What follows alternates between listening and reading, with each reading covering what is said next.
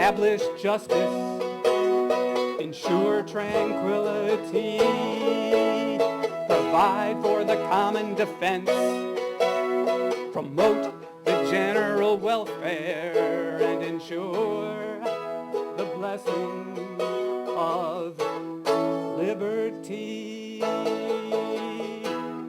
We the people, living, breathing people, we the people, not some legal fiction.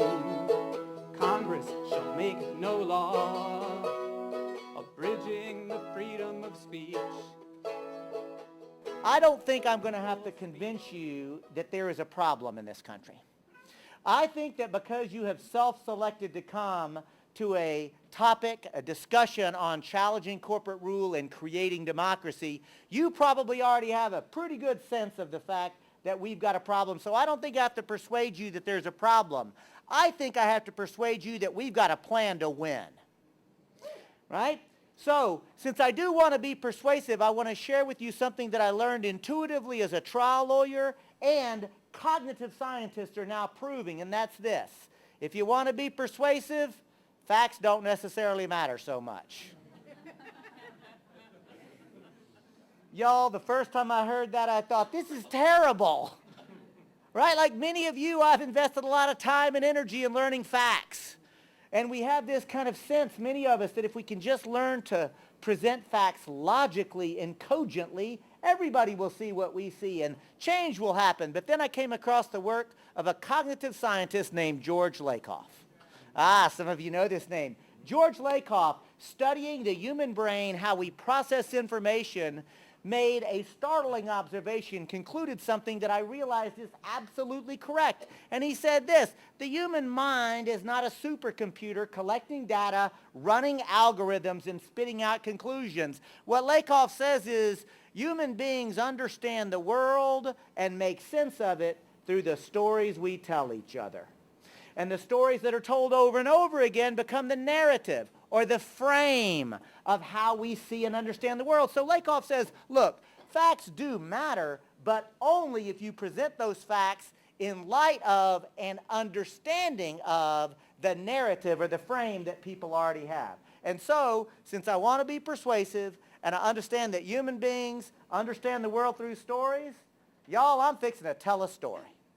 I'm going to tell a story on how it came to be that these large transnational corporations are not just exercising power today. I'm going to tell the story on how it came to be that large transnational corporations are ruling us. As surely as masters once ruled slaves, as surely as kings once ruled subjects, unelected and unaccountable corporate CEOs are ruling us because they're making the decisions. Corporate CEOs have already decided how much poison is going to be in the air that we're all breathing right now. Corporate CEOs have decided how much poison can be in the public water supply of Ithaca and Thompson County. Corporate CEOs are deciding whether you get health care or not. Corporate CEOs decided to take this country into war. And we, the people, we get to choose between Coke or Pepsi. We can choose between paper or plastic at the grocery store checkout line. We can have 17 different types of toothpaste to choose from. In fact, you think I'm joking? Next time you're at the department store, go down that aisle and count them. Think of me when you do. See if you don't get 17 or more. See, we are inundated with consumer choices in this country. Oh, provided you have the money to pay. Let's take a moment to acknowledge what's happened in a society where human need is not actually what determines how decisions get made, but instead the accumulation of money and the ability to pay. What's happened to us? But even deeper than that, what I'm suggesting is even if you have the money to make consumer choices, and I'm glad that I get choices, right? But I do not mistake a consumer choice with political power. You see, political power would be the opportunity to participate in a meaningful way with how our society is organized. And saying it that way, I hope it's obvious that we actually don't have a functioning democracy. So I told you I was going to tell a story, and I am going to tell that story. And as I tell the story, two things. One, I want to challenge you to challenge me as I tell this story. Is this a story that only liberals and progressives can hear and appreciate? or his move to amend figured out a way to tell a story that cuts across party labels, that cuts across understood ideologies, and actually gets to the heart of what it means to be an American in a democratic republic. And the second thing is, I want to be very transparent. As I tell this story, I want to make sure that we cover 4 topics together. The first topic that we'll cover together is the word democracy. That word gets tossed around a lot, so let's make sure we've got some common ground. From what language does the word democracy derive? Greek, very good. Demos means? People. People, very good. The people. Kratia, anybody know? K-R-A-T-I-A in Attic Greek. Ruler. Ruler or power, exactly. Literally, the word democracy means the people rule. So, pop quiz, y'all. How many of you believe we the people are ruling in the United States? Don't be shy. I got one hand that go up. Here's the thing. I give this presentation all across the country. Almost nobody raises their hands. And I think I agree with the overwhelming majority. We're not ruling in this country. But here's the thing. I think it's a good thing. What? Oh, no. It's not a good thing that we the people don't rule. It's a good thing that you're not raising your hands to that question anymore. I think it's a good thing that you and crowds across this country are coming to terms with a hard, difficult reality, a truth that notwithstanding the creation myth of this country, notwithstanding what we were taught as children, notwithstanding what we want in our hearts, we the people are not ruling. And the reason I say it's good is because we're coming to terms with reality. And that is the first step in being able to actually make plans that can change reality, is to actually understand it clearly. That brings me to the second topic, which is sovereignty. Friends, if I just had the word the sovereign on the board, who or what would you think of? Quick, the sovereign. King. I bet almost everybody here thought king. That's because sovereignty just means the authority to rule. And 500 years ago, the sovereign was the king. The king was the sovereign. In fact, the words were literally synonymous. And where did the king claim his authority to rule? God. You don't get more legitimate. Right? And in fact, to illustrate what I mean by this, we'll do a little exercise together. This exercise is always a lot of fun for me. You'll see. I will invite this assembled crowd to close your eyes for a moment and repeat after me. David Cobb is the king. I told y'all this was fun for me. I didn't get anybody to do it, though. Oh, you did? I got one, so I'll try again. Because David is God's representative on earth. Okay. You probably won't like this one either, but the third one is, and therefore anything David tells me to do, I must obey without question. Okay, now is where I might normally say open your eyes, but to your credit, Ithaca, ain't nobody's eyes closed in this crowd. Good for you. But I will point out that y'all did what everybody does whenever I asked them to do this. You laughed at me, right? I mean, some of you snickered, some of you guffawed, but like everybody sort of snickered. You're kind of snickering at me now, right? You know why? Because it's funny, right? And not funny like, oh, what a witty comment David has made. No, it's just absurd humor. A comedian would say, that's a cheap laugh, David. You set them up. You made them say something that they know is outrageously stupid and ridiculous. So, of course, they laughed. I mean, the idea that I could tell you, ma'am, how to live your life because I'm the king, and I'm the king because my daddy was the king, and the divine right of kings mean therefore I get to tell you what to do. And even better, yeah, she says, no way. And even better that I get to tell all of y'all what to do. And I get to say how society will be organized. See, this is kind of a big deal, and here's the thing. And now the Texan's going to get metaphysical on y'all, so hold on. I know it kind of freaks some people out when somebody who says y'all is willing to get metaphysical, but I'm going to do it. I'm going to do it. We are all individually participating in creating our shared collective reality.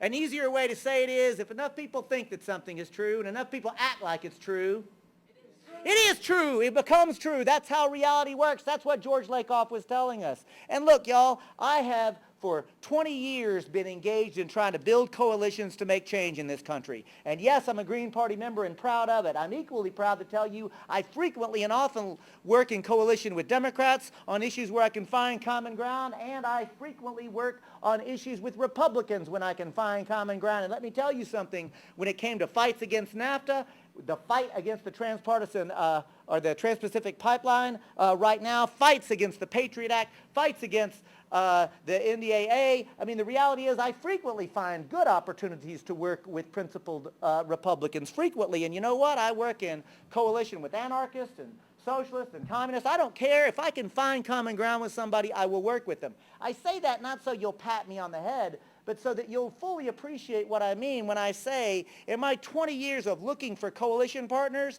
I've never had the privilege or the opportunity to work in coalition with a monarchist. I can't find any. And 500 years ago, that's all there were. And 500 years, that's a blink of an eye in human history.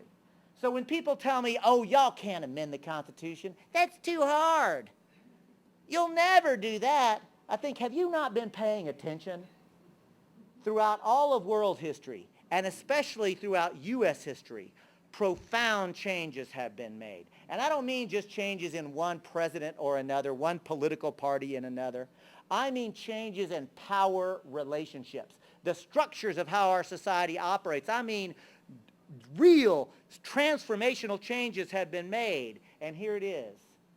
All it took was for enough ordinary people to start to think differently and act differently, and reality changed. And let's take a moment to honor, not just in a casual way, but in a really deep and meaningful way. Let's be grateful that we live in a time after people before us were willing to challenge slavery and challenge chattel property of women, that we're willing to challenge child labor. See, the point I'm making is the reality that we're enjoying right now, the entire fabric of it, had to be created by people who came before us who challenged things that seemed impossible to do.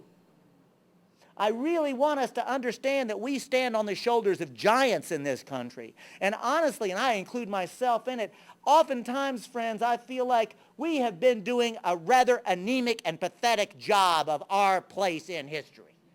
We have been accepting too much. We have allowed a ruling elite to take hold in this country, and we don't have to. That's going to get me to the next topic, which is legal personhood. Please note that I did not write corporate personhood on the board, right? I wrote legal personhood because I want to underscore the concept of legal personhood means the ability to assert rights. And since we're talking about legal personhood, we mean the ability to assert rights under law. And saying it that way, I hope you can see this is not a technicality that only lawyers should concern themselves with. The question of who can assert rights in this society, that has been at the core, the foundation of every social movement in this country. It was an issue that had to be fought over, grappled over, and not merely intellectually. Yes, intellectually, but also with people's hearts and minds and blood and sweat. This matters. And the last word on the board is the word corporation. From what language does that derive?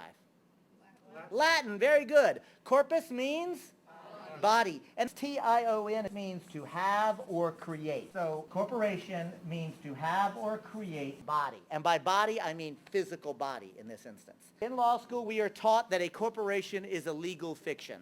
And in fact, even though you did not go for 3 years of law school, if any of you have heard that a corporation is legal fiction, even if you couldn't precisely define it, but if you've heard that a corporation is legal fiction, raise your hand, for real. See, all those hands go up, right? So as a matter of course, many of us know a corporation is legal fiction. So if a corporation is a legal fiction, friends, that begs this question. What does the word fiction mean? Made up. Not true. Day one of corporations class in law school, the professor stood before us and she said, students, you have to understand that a corporation does not exist in the material physical world. At which point in my head I went, isn't that reality? She went on to say, because you see, the corporation doesn't actually exist in the way that we would normally think of it, but we're going to pretend that this group of people, the investors, the shareholders, the material and the resources that they assemble, the contractual obligations that they make, the cultural assumptions inherent with it, this very rich, complex concept, we're going to pretend like it's a single thing so that we can treat it a certain way under law. And remember, folks, if enough people think that something is true, enough people act like it's true, poof, this is very important. A corporation is a construct. It is constructed culturally under society and law. It doesn't exist in the material world. We bring it into being, and specifically it takes the legal system to actually give it any meaning whatsoever. And the word corporation comes from Latin because the first corporations ever created by the clever, creative human mind were actually created during the Roman Republic. Not, by the way, during the Roman Empire. The Romans created this corporation as a construct for a reason. For example, how many people here have heard, or better yet, how many of you even said the phrase, all roads lead to Rome? Yeah, look, it's 2,000 years later, we still say that phrase. Well, check it out. That elaborate road system was built, constructed, and operated as a corporation. Likewise, the aqueduct system, that amazing bit of engineering that moved water all across the Italian peninsula without electricity, by the way. Can I just interrupt myself to say one of the reasons that I have genuine, sincere optimism and hope is because I know how clever human beings are. I mean, I dare say you probably couldn't name a problem that I can't give you the solution to if you give me about 30 minutes and access to the internet. Because I'm not saying I got the solution. I'm not that smart. But you know what? In about 30 minutes, I can find somebody who has figured out the answer. Actually, correction. In 30 minutes, I can find a group of people working cooperatively, collectively together that have figured out the solution. Because here's another reality that the ruling elite try to force us to forget, but we know in our hearts is true, and science proves it as well, and that's this. We're better together. We do our best work when we are working cooperatively, collectively together. In fact, it's our birthright. It's what we're supposed to do. Science, cutting-edge neuroscience is actually saying that 99% of us, when we do something good and helpful for somebody else, we get a dopamine shot and feel good about ourselves. There's 1% that apparently doesn't get that. I ain't making up the numbers, y'all. It's kind of an interesting thing, isn't it? All I'm getting at is that aqueduct system, that amazing bit of complex civil engineering, guess what? It was constructed, built, operated, maintained as a corporation. Likewise, the first university, the first hospitals, can y'all guess? Corporation. So a pop quiz. What does a road system, a water system, a university, a hospital, what do they all have in common? What do they serve? The people, public goods, everything that we just talked about are public goods, public infrastructures. Here's the thing. The genesis, the genius idea of a corporation was merely to create a legal social mechanism to facilitate private material, property, and resources to be assembled to put to some public good. Saying it that way, I hope it's painfully obvious that move to amend is not anti-corporation. Corporations can serve important, vital roles in society, right? I mean, when I hear somebody say, on our side especially, we're anti-corporation, and then it sparks the other side to say, no, we're pro-corporation, we need corporations, and then there's a fuss and match, I think you're having the wrong conversation. In fact, to illustrate what I mean, ma'am, may I use you as prop? I want you to imagine for this circumstance that sadly you're a houseless person. You don't have a place to live in. But luckily, standing before you is a skilled carpenter, hammer in hand. And I'm building a house, and you're going to live in that house, right? And I'm a good, skilled carpenter. It's going to keep the snow off of you in the winter and the rains off of you in the spring. So is that a good hammer right now? Yay, she says. All right, good hammer. Now, Mary, standing before you in this scenario, I do have the hammer, but now my intention is to bash your skull. Now, is that a good hammer? It's a trick question. Say it again, Mary. It's the same hammer. Friends, a corporation is merely a tool, as a hammer is merely a tool. Any tool can be put to appropriate productive use when used appropriately, just as almost any tool can be put to destructive use. The difference is the corporation may well be the most powerful, complex, metaphorical tool that human beings have ever created. And we are putting it, allowing it to be put to horrific uses today. And in fact, I want to point out that even though Move to Amend is not anti-corporation, this notion of facilitating a legal system to allow private material to be put to public use, that's not exactly how the modern transnational corporation operates, is it? That's because the modern transnational corporation, it actually had its birth in the 14th and 15th century of Europe. They were called joint stock companies when they were first created in Europe. The 14th and 15th century of Europe, you know, the age of discovery. I have to put discovery in those little imaginary quotation marks, right? Because after all, what did the Europeans discover? Africa, Asia, later North and South America. Newsflash, there were people living there. Nobody was lost. They didn't get discovered. And so in the same honest, courageous truth-telling we did earlier, let's be honest and courageous and tell the truth.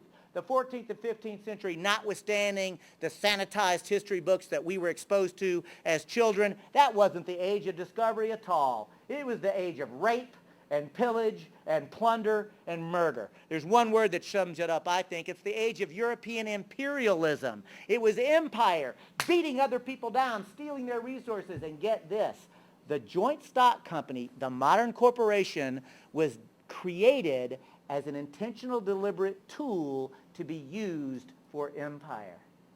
For example, probably one of the most famous of the early joint stock companies or corporations was the East India Company. Many of you have heard of it. Literally designed to militarily conquer the entire subcontinent of India. And not only that, but to reorganize their society, to force them to labor and work, to steal their own natural resources so that their own wealth and land, they would have to labor to send their own wealth back to the shareholders of the East India Company as profit. It was a business model based on imperialism. That's how it worked. And to make this a specifically American story, because remember, this is still just a story, right? To make it a particularly American story, I want to ask, how many colonies in the founding of the United States of America? Come on, everybody knows this one. Say it like you know it. 13, right? So 13 colonies. That was so easy. Let's ask the follow-up question. Of those 13 colonies, how many of them were corporations? All of them. Because remember, the word corporation means to have or create body, and it took the king or the sovereign to create every one. The king created New York. The king created Massachusetts. Now, somebody might be saying, that's ridiculous. The land was already here. But that's why it's a trick question. Obviously, the land was here. Oh, and the people who were already here living on the land, and the mountains and the rivers and the fish that were in those rivers and the forest and the deer. You know, reality was already here, but it took the king to create, and I'm going to use Massachusetts. The reason I'm going to use Massachusetts is because I actually have studied the first creation of Massachusetts and what that means. And the king created Massachusetts by the use of a very particular legal instrument, a charter. So, to illustrate exactly how that works, we'll do another little exercise together. In this exercise, I'll be the king. Hey, why do y'all think I get to be the king in this exercise? Because we're letting you. I like that. That's right, because I'm telling the story. And I like this one even better too, because you're letting me. But please indulge me. But I do make this point to really recognize and underscore what we said earlier in this conversation, and that is stories matter. And who is telling the story matters a great deal. And today, we need to come to terms with something. There are 8 mega transnational corporations that are responsible for most of the stories that you hear today. And I don't just mean the news outlets. I mean radio programs, I mean movies, I mean art, I mean literature, I mean 8 transnational corporations are responsible for most of the narrative stories that we're being exposed of. We got to really understand that. But I want to get back to my exercise. I'm the king. I'm going to create Massachusetts. But I'm not going to bother with the day-to-day affairs of Massachusetts. After all, I'm the king. I've got other people to exploit as well. So instead, I will create something called a royal governor. A new idea, a royal governor. And now I will quote from the actual charter that created Massachusetts. I, the king, create Massachusetts. Describe its boundaries. Create a title called a royal governor. Assign a human being to fulfill the role of a royal governor. Assign the royal governor with the legal responsibility, here it comes, quote, to plant, to rule. See how often rule and power comes up? To plant, to rule, and to govern this entire new area on behalf of me the king, to benefit me the king, but also to benefit the other shareholders of the joint stock company known as the Massachusetts Bay Trading Company.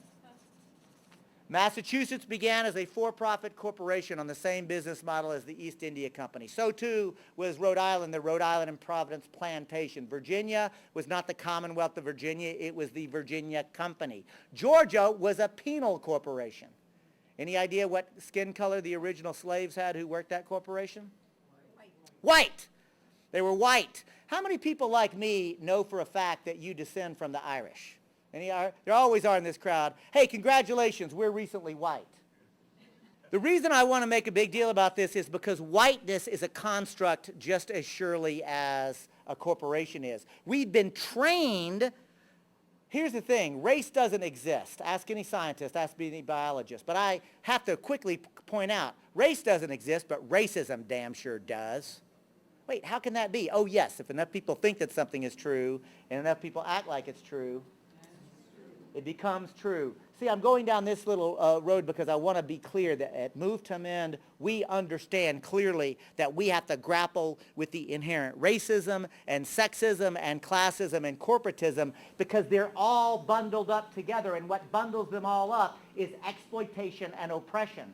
This is actually what we have been subjected to in this country. And when you're faced with a Gordian knot like this, when you try to tease out just one little thing, you know, just like, well, let's just deal with sexism, or let's just deal with racism, or let's just deal with corporatism, the Gordian knot cannot be solved. Do you know what you do to a Gordian knot?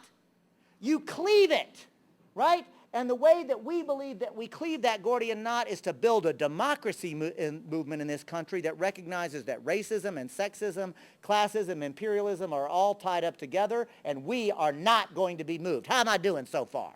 Yeah, y'all with me? Fantastic. And here's the other thing, friends. I want to come back to the royal governor who was actually running Massachusetts. In today's terminology, we wouldn't call the head of the joint stock company a royal governor. What would we call that person? A CEO.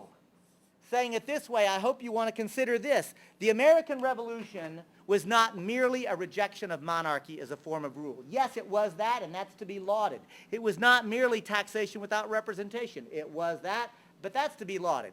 Deeper still, you know what the American Revolution was? It was a people's uprising against illegitimate, unaccountable corporate rule. That's what it was. In fact, the Boston Tea Party that we hear so much about these days, the Boston Tea Party, y'all think they threw all the tea in the harbor that night? They did not. They only threw one type of tea in the harbor. You know what type of tea got thrown in the harbor? Only tea owned by the East India Corporation. Here's a way to tell that narrative in frame. The Boston Tea Party is an example of nonviolent civil disobedience where a group of citizens who were angry about the merger of mega transnational corporations and the government got together, took direct action, and, by the way, destroyed about $1 million worth of corporate property in the process. Sometimes I wish the modern Tea Party would do one more layer of research. Realize what they are actually celebrating, because honestly it is kind of worth celebrating. The fact that these ordinary people actually decided to take action, direct action, because I'm going to tell you something else, folks. Direct action gets the goods, right? Yeah, you can applaud that, right? We have to be willing to act. We have to act intelligently, we have to act deliberately, we have to act strategically and thoughtfully, but we have to be willing to act. And after the king gets thrown out, a new charter gets written in this country. A new charter which will be the supreme law of the land. What's that document called? The U.S. Constitution. How many of y'all have read the Constitution? Be honest. Okay, good. A lot of hands go up. Y'all grade my papers. See if I don't get this right. I'll tell you, when you read the Constitution in its entirety, and as my mama said, son, don't merely read words. Now, obviously, you have to read words to read. But to really understand something, you have to look at systems. Look at how things relate to one another. When you look at the Constitution in its entirety, when you read it that way, I submit to you, you will see two principal actors at play. The first actor is the most important actor. In fact, it's so important it's the first three words. We the people. Those are hallowed words in this country, and they should be. See, we the people come together to create the second actor, which is government itself. Saying it this way, we the people create government. Government is actually dependent upon us. I like how some of my colleagues like to say it. They say the people should never be afraid of the government. Actually, they say government should be afraid of the people. How many of y'all believe government is afraid of the people? Oh, good. Several hands go up. For those of you who didn't immediately raise your hands, here's a follow-up question. If the government isn't afraid of us, why are they spying on us? Because here's something that doesn't make me happy to say, and it challenges some people, but it's an objective truth, and that is that ever since Jimmy Carter, every president, whether Democrat or Republican, has participated and facilitated in increasing the surveillance on we the people. Every president, whether a Democrat or a Republican, has continued that process, right? And they're doing it because they are afraid of us. And the thing is, government's not just afraid of us, the ruling elite are afraid of us. And if you don't think the ruling elite are afraid of us, I got one word for you. Occupy. Right? Yeah, you can applaud Occupy. I mean that sincerely. Occupy did something amazing. I mean, I had the privilege of going up and rolling up on probably 50 or 60 Occupy encampments during the height of the Occupy encampments. And you know what I saw there? People talking to each other. Many people were living in tents, to be sure, sleeping bags. But really what I saw was conversation, right?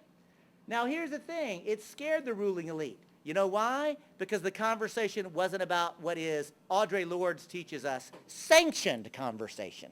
See, our culture says we should talk about sports and fashion and celebrity, right? I mean, there's certain things that we're allowed and encouraged to talk about. The thing at Occupy was they were talking about, hey, why does 1% rule 99%?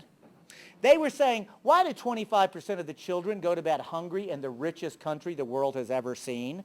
Why did we just bail out the banks to the tune of $1 trillion when they caused the mess? And why were they allowed to use that $1 trillion to basically give bonuses to the people who ruined our economy in the first place? What is this thing, they asked, called the Federal Reserve? And why does the private banking consortium control our money supply in this country? See, they were asking profound first principle questions. And that scared the ruling elite. And honestly, if I ever had the chance to talk one-on-one as a human being to a member of the ruling elite, I've thought about this a lot. You know what I think? If I only had one thing to say, you know what I think I'd say? Please don't be scared of us. There's nothing to be scared of. This is a peaceful and loving movement. And I know that right now you are so addicted to your crack pipe of power and wealth accumulation that I scare you because you're just worried about your next hit of power and wealth accumulation. But let me promise you, your grandchildren are going to be very grateful that I and hundreds of thousands of others staged an intervention on your addicted ass. Because that's what we're doing, friends. We're staging an intervention, right? A people's intervention. So part of what we have to do is to go about constructing a movement and a plan to actually put the power in the hands of the people where it really belongs. Back to the U.S. Constitution. The U.S. Constitution says, we the people create government. We the people in this concept are free and we are sovereign. And what does the word sovereign mean again? The authority to rule. The king isn't sovereign anymore. We kicked him out, remember? But check this out. Government isn't sovereign. We the people are sovereign. Government doesn't have the authority to rule over us. Government is actually supposed to be subordinate and accountable. Government is subordinate to whom? The people. Government is accountable to whom? The people. That's got a ring to it, doesn't it? I like how this is going. We the people are free and sovereign because we the people have rights. Government does not have rights. Government only has duties. I'm going to stop for a moment as a lawyer and really underscore something. The difference between rights and duties is profound. See, Mary, if you have the right to do something, it means you can do it. And you don't need anybody's permission. You don't need my permission. You don't need this group's permission. You don't need the city council of Ithaca. You don't need the New York State legislature's permission. Thank goodness your state legislature is sometimes kind of crazy these days, right? All I'm getting at is you don't need government's permission to exercise your rights. Your rights are inherent. They are inalienable. In fact, some people like to point out the Constitution doesn't actually create these rights. The Constitution recognizes rights that you already have. You see, every living person has rights that the Constitution recognizes. The Constitution doesn't create it. Your rights are not subject to the political process, right? You have them because you're a living, breathing human being. This is a very important idea. Government never has rights over the people. Government has duties to the people. Duties are responsibilities. And where do those duties come from? Well, remember, all power resides with the people. Thomas Jefferson famously said, no government is legitimate that does not have the consent of the governed, because the people are the source of all legitimate power. Thomas Jefferson actually said, really, we should have a new constitution every 20 years. Actually, he said a revolution, but he didn't need blood and guns in the street. He meant every generation should be able, should have the authority, should have the power, should have the responsibility for deciding the first principles of how their government is, because that's what sovereignty would really mean, right? That's how important the founders really thought about power. And so the people have all the power, which leads me to this pop quiz question, y'all. What is the population, more or less, of Ithaca, New York? Let's just say it's more or less 15,000. So I will celebrate that 15,000 people have all the political power in Ithaca. But I'm going to tell you this, I would not want to go to the meeting of 15,000 Ithacans where we decide where should stop signs go. And I like political meetings. I am not going to that one. Can you imagine now, Tompkins County, more or less how many? 100,000. You want to go to that meeting to make county policy? Now, somebody tell me the population of New York State. Whoa. It's million. It's close to 20 million people. Can you imagine 20 million people trying to parse state legislation? Look, all I'm getting at is absolutely the people have all the political power. But in our system of government, we wisely delegate a certain amount of our power to government. Do we delegate all our power to government? No, we only delegate enough power for government to perform the duties that we, the people, have told them to do. That, by the way, is what limited government even means. Government is limited in its power to perform the duties that we, the people, have told them to do. And how does government discharge their duty? Well, they write public policy and laws. They write public policy and public laws. And remember, going through a legitimate political process, that is how public policy is enacted. And if you don't like it, you should work to change it. But we've already covered this. Whether you like a law or dislike a law, if a law violates the private rights, the constitutional rights of a person, the law is illegitimate even if you like the law. It's not an appropriate exercise of political power. And now that I've taken the time to lay this out, I will, in one sentence, tell you how the U.S. Constitution is supposed to operate. Now, it's a run-on sentence to be sure, but it's still just one sentence. Watch this. In the United States Constitution, we the people are free and sovereign because we hold all the political power. But we wisely delegate a certain amount of our power to government. Government which we will always hold to be subordinate and accountable, and we will charge government with the duty to write laws, public policy, local, state, county, federal laws. But the one thing that no public policy can ever legitimately do is to violate the private constitutional rights of the free and sovereign people. Ta-da! I mean, isn't that great? Really, isn't this awesome? Isn't this beautiful? We should try that in this country. This would totally work. And I'm not joking, this is brilliant. I'm not joking, this is beautiful, and I'm not joking that we've never tried it. Because before I go 1 second further waxing poetic about the U.S. Constitution, I have to ask for a timeout. Somebody tell me what year the Constitution is ratified. What is the year this document becomes the supreme law of the land? 1789, that's right. 1787, I heard somebody say, that's the convention, which, by the way, is a secret convention, a very rich history if you want to look into that in the Articles of Confederation, really worth knowing about. But I just want to be clear, 1789 is the year that the Constitution becomes the supreme law of the land. And remember, friends, we know that legal personhood means the ability to assert rights. So in 1789, who was a legal person? What were their characteristics? White, male, property owners. That's a lot of restrictions. You know what percentage of the adult human beings living in the newly minted United States of America could claim legal personhood and the ability to assert rights? What percentage? 1%. That's a great meme. You know, we are the not. Actually, it's really, I guess, like it's really 0.0028. But that's not nearly as good to say we are the 99.872. So we'll keep it with the 99%. But here's the thing: it's not 1%, Amanda. Don't be so cynical. It's not 1%. It's 5%.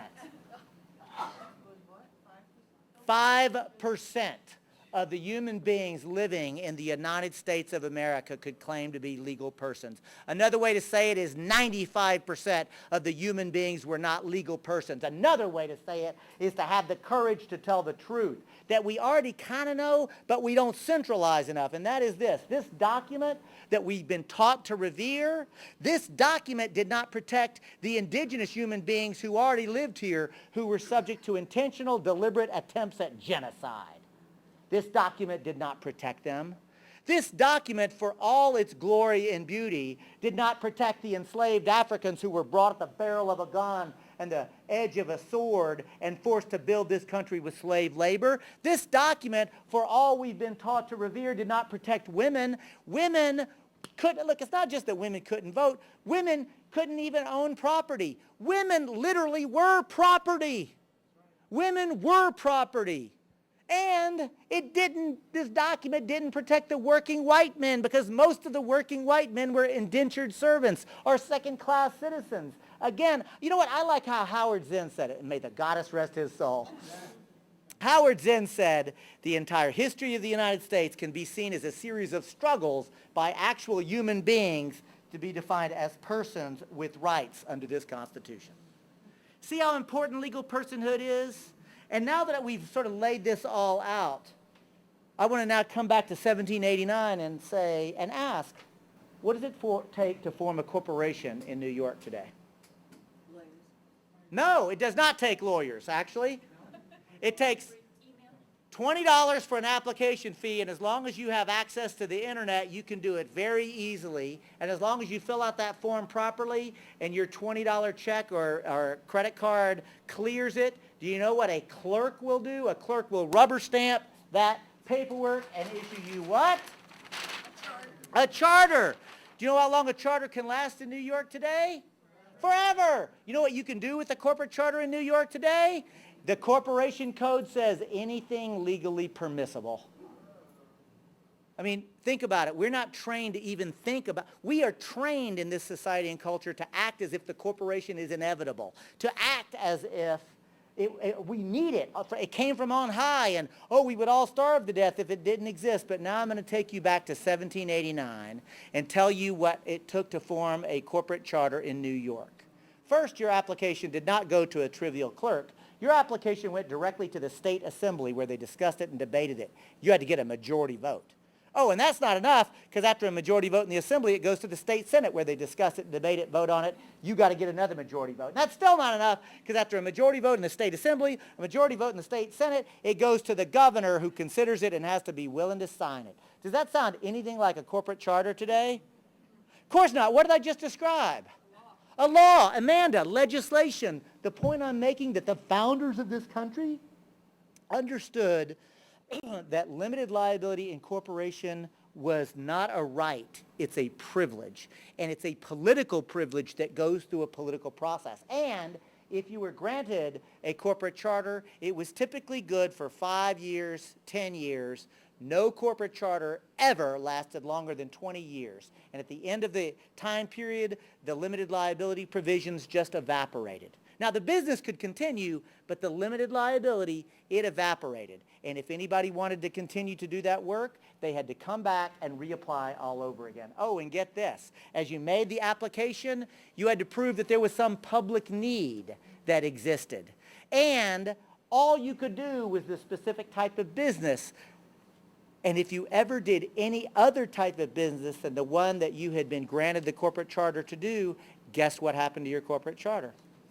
Revoked. Corporate charters were revoked for ultra vires. In Latin, it means beyond the authority. The reason I want to say ultra vires, beyond the authority, is because it underscores that the creation of the corporate charter and the provisions of limited liability was authorized. Again, it was a very clear understanding of the power inherent in the privilege of limited liability incorporation. Oh, and get this.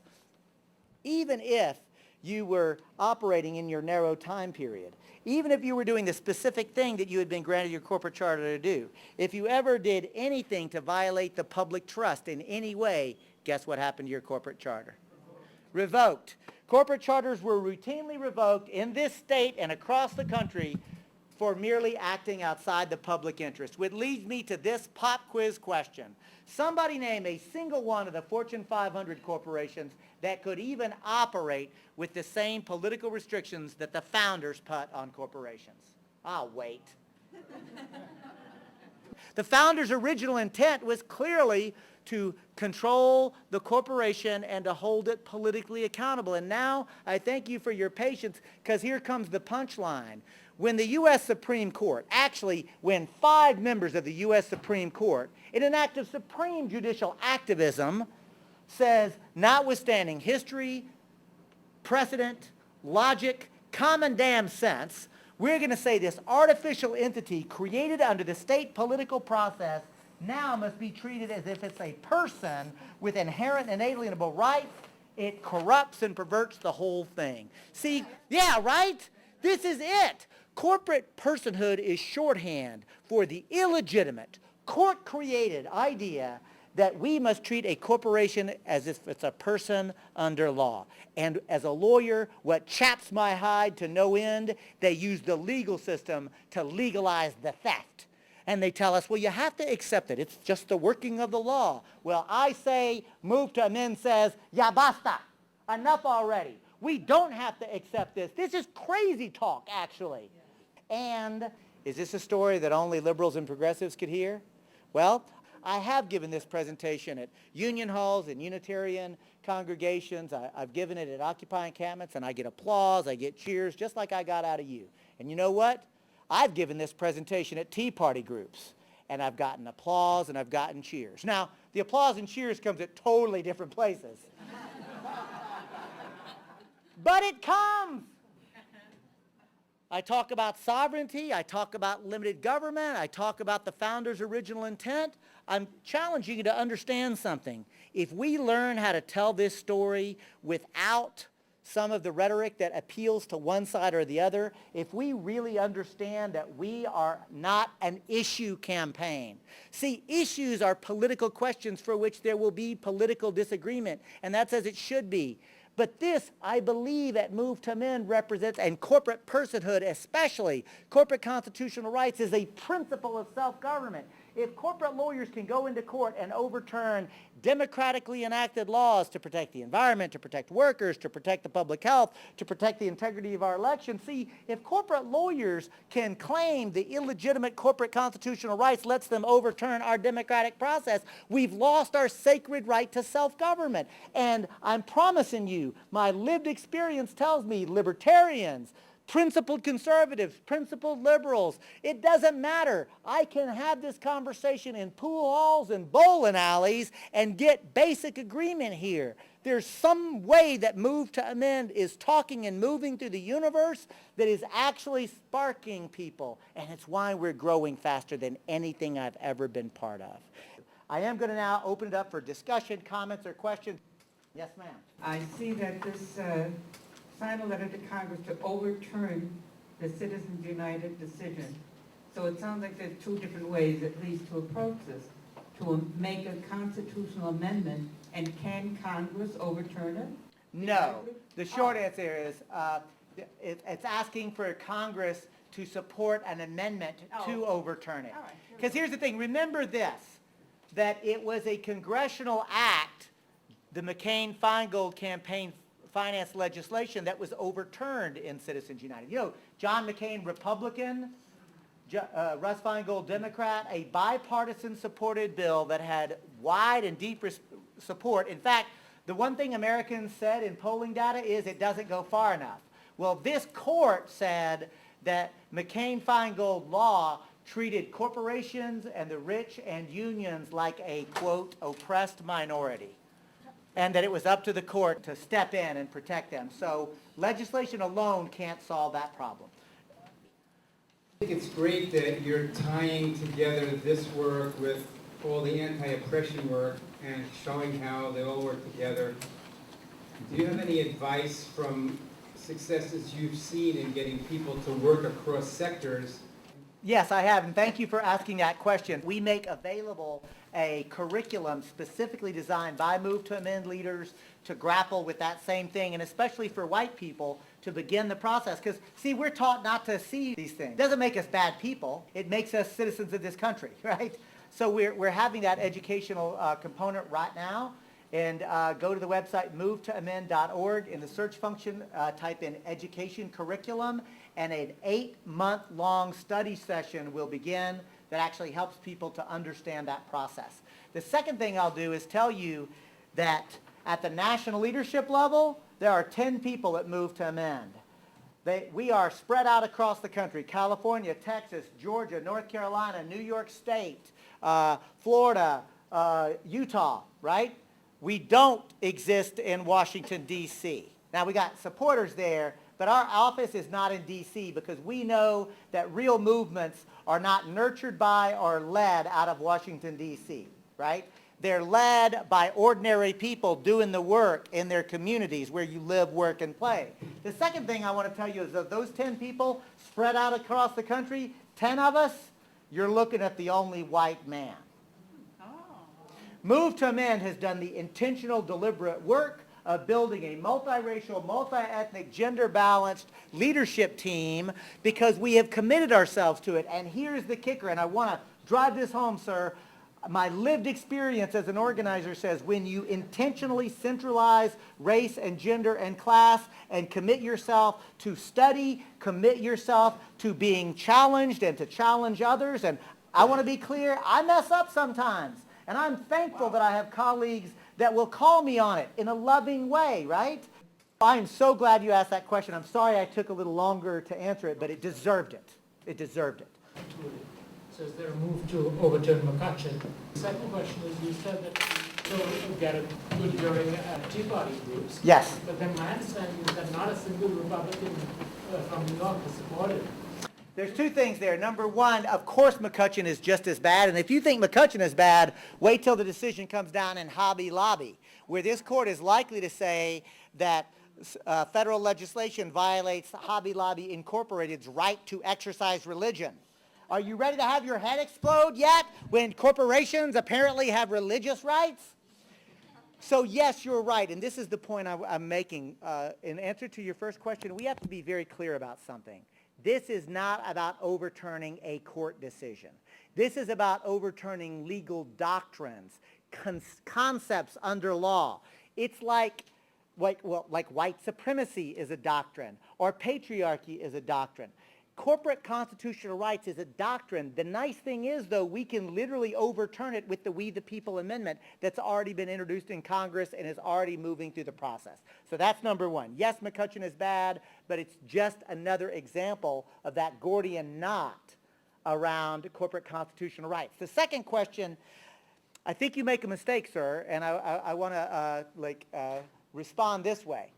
Rank and file Tea Party people are outraged about corporate personhood. To think that, and therefore we should get Republican support, just doesn't follow. Because I got news for you, folks.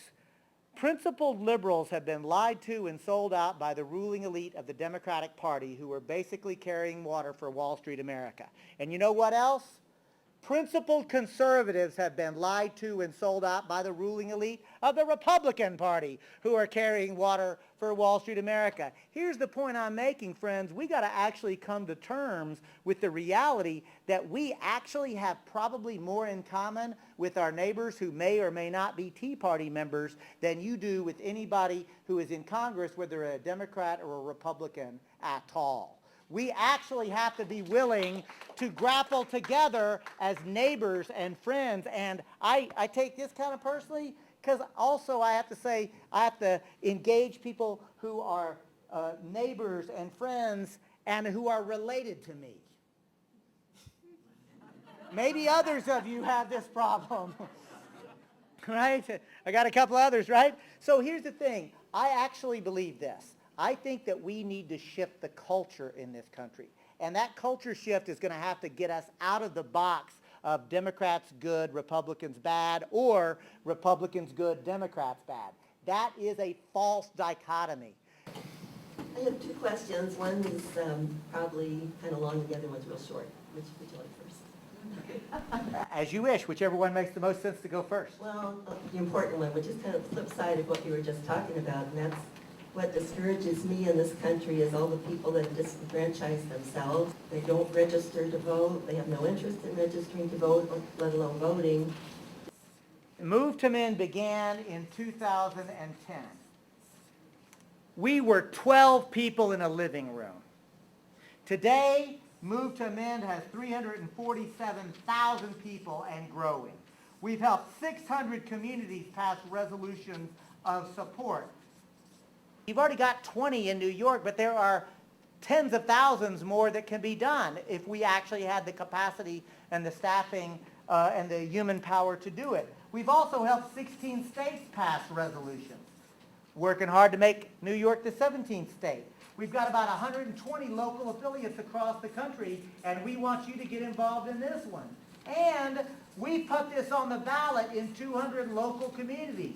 200 ballots where ordinary people got a chance to vote. Not just city council members, but actually people can vote on whether or not they support amending the U.S. Constitution to abolish corporate constitutional rights and money of speech. We put it on the ballot 200 times across the country. Guess how many times we've won?